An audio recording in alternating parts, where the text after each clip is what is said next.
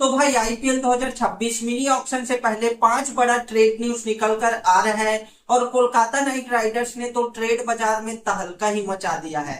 चार चार टीमों को अप्रोच किया है। तो चलिए इन्हीं पांच ट्रेड का रियलिटी चेक करते हैं और कौन सा ट्रेड हो पाएगा और कौन सा नहीं हो पाएगा इस पर भी चर्चा करेंगे। तो अभी तक चैनल को सब्सक्राइब नहीं किए, सब्सक्राइब कीजिए, वीडियो लाइक कीजिए। तो भाई मार्केट में पहले ट्रेड रूमर निकल कर आ रहा है चेन्नई सुपर किंग और गुजरात टाइटंस के बीच में, जहां पर सीएसके ने जीटी को ऑफर दिया है कि आप हमारे रविचंद्रन अश्विन को ले लो और बदले में वाशिंगटन सुंदर को दे दो। बट मुझे नहीं लगता कि इस डील के लिए गुजरात टाइटंस एग्री करेगा। क्यों? क्योंकि भाई आप खुद ही देखो, गुजरात टाइटंस भला अपना यंग जिसका रिसेंट फॉर्म अच्छा है ऐसे प्लेयर को देकर रविचंद्रन अश्विन जो कि काफी एजेड हो गया है, जिसका फॉर्म भी अच्छा नहीं है, उसको क्यों लेगा वाशिंगटन सुंदर के रिप्लेसमेंट के तौर पर। दैट्स वाई कि ये डील होना लगभग इम्पॉसिबल है और ये चीज सीएसके को भी पता था कि यदि हम गुजरात से अश्विन के बदले वासी सुंदर को मांगेंगे तो वो सीधा सीधा डिसएग्री करेंगे। इसीलिए सीएसके ने एक और ऑफर जीटी के सामने रखा। बेसिकली इसे ऑफर नहीं बोलेंगे, एक एडवांटेज बोलेंगे जो जीटी के सामने सीएसके ने रखा है। सीएसके ने बोला यह है कि हम अश्विन को देते हैं जिसका प्राइस है 9 करोड़ 75 लाख रुपया और अपना वाशिंगटन सुंदर को दे दो जिसका प्राइस है 3 लाख 25 लाख रुपया। यानी प्राइस का डिफरेंस आप मोटा मोटा 6 करोड़ का मान सकते हो। यानी यदि गुजरात टाइटंस एग्री करता भी है अश्विन को लेने के लिए तो वाशिंगटन सुंदर को तो जीटी देगा ही देगा, साथ में जो प्राइस डिफरेंस है 6 करोड़ का वो कैश भी सीएसके को देना पड़ेगा। तभी ये डील जो है बराबर का होगा, बैलेंस्ड डील होगा। लेकिन सीएसके ने जीटी को ये एडवांटेज दिया कि आप जो 6 करोड़ डिफरेंस है वो मत दो, डायरेक्ट अपन प्लेयर एक्सचेंज कर लेते हैं, स्वैप कर लेते हैं। भले ही आपका प्लेयर कम प्राइस का हो, हमारा अश्विन ज्यादा प्राइस का हो, इससे हमें कोई फर्क नहीं पड़ता। आप सीधा सीधा सुंदर को दे दो, अश्विन को ले लो। बट फिर भी मुझे लगता है कि इसके लिए भी गुजरात टाइटंस एग्री नहीं करने वाला, क्योंकि बात यहाँ पर पैसों का नहीं है भाई, बात यहाँ पर प्लेयर का है और फॉर्म का है। यदि गुजरात टाइटंस अश्विन को ले भी लेता है तो ज्यादा से ज्यादा एक सीजन ही उसके साथ कंटिन्यू कर सकता है। जबकि इन द अदर हैंड यदि सीएसके के टीम में वाशिंगटन सुंदर आ जाता है तो सीएसके के लिए तो काफी अच्छा हो जाएगा, लेकिन उधर गुजरात का कॉम्बिनेशन गड़बड़ा जाएगा। इसीलिए मैं बोल रहा हूँ ये ट्रेड नहीं हो सकता। वही बात करें दूसरे ट्रेड की, तो इस ट्रेड की बातचीत भाई अपना कोलकाता नाइट राइडर्स और सनराइजर्स हैदराबाद के बीच में चल रहा है। वैसे तो केकेआर ने काफी सारे टीमों को अप्रोच किया है, बट अपन एक एक करके बात करते हैं। तो दरअसल केकेआर ने एसआरएच को ये ऑफर दिया है कि आप हमारे वेंकटेश अय्यर को ले लो और बदले में मोहम्मद शमी और ईशान किशन को दे दो, जो कि ईशान किशन का प्राइस लगभग 11-12 करोड़ का है और मोहम्मद शमी का प्राइस 10 करोड़ का है। दोनों मिला के आप मोटा मोटा मान लो 22-23 करोड़ हो गए। इधर 23 करोड़ का ही वेंकटेश अय्यर भी है।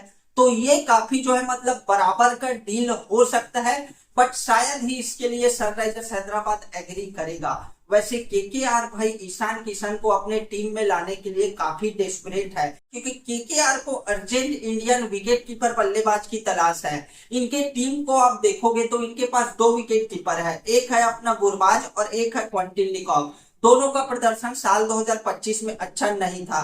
यानी ये क्लियर है कि केकेआर जो है अगले साल 2026 में इन दोनों को रिलीज कर देगा। ऐसे में केकेआर को विकेट कीपर चाहिए, इसीलिए केकेआर ने हैदराबाद को अप्रोच किया है कि आप अपने जो है ईशान किशन को हमें दे दो और साथ में मोहम्मद शमी को दे दो।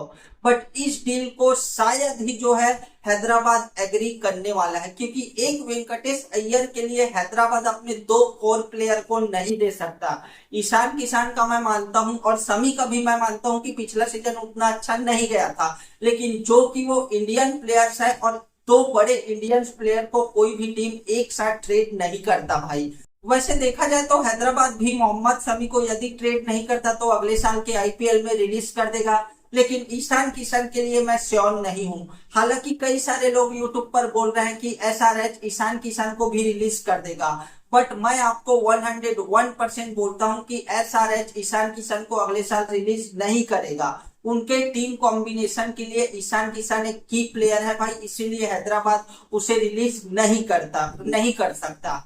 सो ये वाला डील भी मेरे ख्याल से रूमर है, केकेआर और एसआरएच के बीच में ये डील नहीं हो सकता। वहीं तीसरे ट्रेड रूमर की बात करें तो इस ट्रेड की बातचीत भाई आरसीबी और केकेआर के बीच में चल रहा है, जहां पर केकेआर ने आरसीबी को वही सेम ऑफर दिया है जो सनराइजर्स हैदराबाद को दिया था कि आप हमारे वेंकटेश अय्यर को ले लो, बदले में फिल सॉल्ट और लियम लिंगस्टन को दे दो। बट क्या आप सभी को लगता है royal Challengers Bangalore Phil Salt को ट्रेड करेगा, जिसने आरसीबी को 18 सालों में पहली बार ट्रॉफी जितवाया हो?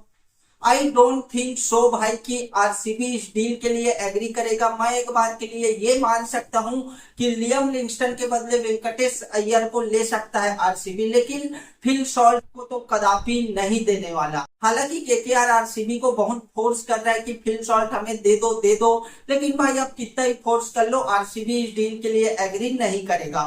और मुझे तो ऐसा भी लगता है ये वाला जो ट्रेड डील मार्केट में फैलाया जा रहा है वो पूरी तरीके से गलत है। बस इसलिए फैलाया जा रहा है क्योंकि साल 2025 के मेगा ऑक्शन में आरसीबी ने वेंकटेश अय्यर के पीछे ऑक्शन में बोली लगाया था, तो लोग बस इसी चीज का लॉजिक बनाकर मार्केट में इस ट्रेड रूमर को सर्कुलेट कर रहे हैं। बाकी ये डील जो है पूरी तरीके से रूमर है, फेक है, और ये डील होगा भी नहीं, ये भी मैं आपको क्लियर कर देता हूँ। वही चौथा ट्रेड रूमर की बात करें तो भाई ये वाला जो डील है वो रॉयल चैलेंजर्स बेंगलोर और मुंबई इंडियंस के बीच में होने जा रहा है। बेसिकली ये कोई रूमर नहीं है, ये बिल्कुल सच न्यूज है। आरसीबी ने एमआई को ऑफर दिया है कि आप हमारे लुंगी इंगिडी को ले लो, बदले में रीश टॉपली को दे दो। और ये काफी मतलब सिमिलर सा ट्रेड है भाई, दोनों खिलाड़ियों का प्राइस भी लगभग सेम है।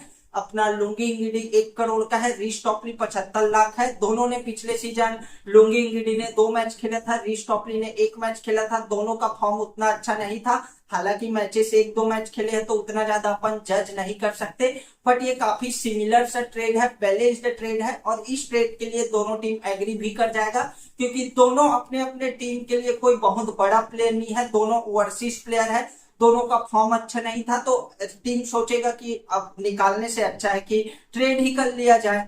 तो ये ट्रेड डील जो है हो सकता है, इस पर मैं श्योर आपको बोल सकता हूं कि 90 to 95% ये डील होने के चांसेस मेरे को लगता है। वही आज के दिन का आखिरी और पांचवा ट्रेड रूमर की बात करें तो इस ट्रेड का बातचीत भी एमआई और आरसीबी के बीच में चल रहा है, जहां पर मार्केट में ऐसा फेक न्यूज फैलाया जा रहा है कि आरसीबी ने एमआई को ऑफर दिया है कि आप हमारे जैकब बेथल और रसिकदार को ले लो और बदले में तिलक वर्मा को दे दो। बट मैं आपको अभी ही क्लियर कर दूं, ये न्यूज फेक है। अब इस न्यूज, यदि ये न्यूज सही भी है तो इसके पीछे का क्या सेंस, क्या कुछ लॉजिक बनता है? बनता तो जरूर है, बट क्या आपको लगता है भाई कि मुंबई इंडियंस अपने यंग तिलक वर्मा, जिसका फ्यूचर काफी ब्राइट है, ऐसे प्लेयर को ट्रेड करेगा? कतई नहीं करेगा। वही अगर अपना आरसीबी के लॉजिक से समझे तो जैकब बेथल को अपना आरसीबी क्यों ट्रेड करेगा? इतना अच्छा प्लेयर साल 2025 में हालांकि इंजरी की वजह से मात्र 2 मैच खेला, उन 2 मैचेस में भी लगभग 63 रन बनाया, एक अर्धशतक भी शामिल था, जहां पर सीएसके के खिलाफ जैकब बेथल ने 33 बॉलों में 55 रन बनाया था। तो क्या आपको लगता है इधर मुंबई इंडियंस तिलक वर्मा को देगा, इधर आरसीबी जैकब बेथल को देगा? आई डोंट एग्री भाई, मुझे नहीं लगता। मैं क्लियरली आपको बता देता हूं, हाँ रसिकदार सलाम को जरूर जो है ट्रेड कर सकता है आरसीबी, क्योंकि है तो अच्छा प्लेयर लेकिन भाई फॉर्म उतना अच्छा नहीं था, इसलिए मैं रसिकदार के लिए एग्री कर सकता हूं, लेकिन जैकब बेथल को नहीं देने वाला। हालांकि कई लोग ऐसा भी बोलेंगे कि जैकब बेथल का आरसीबी के कॉम्बिनेशन में जगह नहीं बनता, क्योंकि Jacob Bethell basically top order का बैट्समैन है और आरसीबी का टॉप ऑर्डर जो है ऑलरेडी डन है। ओपनिंग करने आ जाता है अपना फिल सॉल्ट और विराट कोहली, 3 नंबर पर देवदत्त पाडिक्कल या मयंक अग्रवाल, 4 नंबर पर अपना रजत पाटीदार आ जाता है। तो क्या आप जैकब बेथल को नंबर 5 पर खिलाओगे? नहीं खिला सकते। और ये वाले लॉजिक से मैं एग्री भी करता हूं कि जैकब बेथल को आप जो है मिडिल ऑर्डर में नहीं खिला सकते, बट फिर भी भाई आरसीबी जैकब बेथल को नहीं देने वाला और ना ही तिलक वर्मा को एमआई देने वाला है। तो ये रूमर भी 100% फेक है। तो ये रहा भाई आज के दिन का 5 आईपीएल ट्रेड रूमर्स। वैसे आप लोगों को क्या लगता है, इनमें से कौन सा ट्रेड जो है सक्सेसफुली हो पाएगा और कौन सा नहीं हो पाएगा? कमेंट करके अपना अपना ओपिनियन जरूर बता देना। सो दैट्स ऑल, मिलते हैं अपने अगले वीडियो पर। अभी तक चैनल को सब्सक्राइब नहीं किए, सब्सक्राइब कीजिए, वीडियो लाइक कीजिए।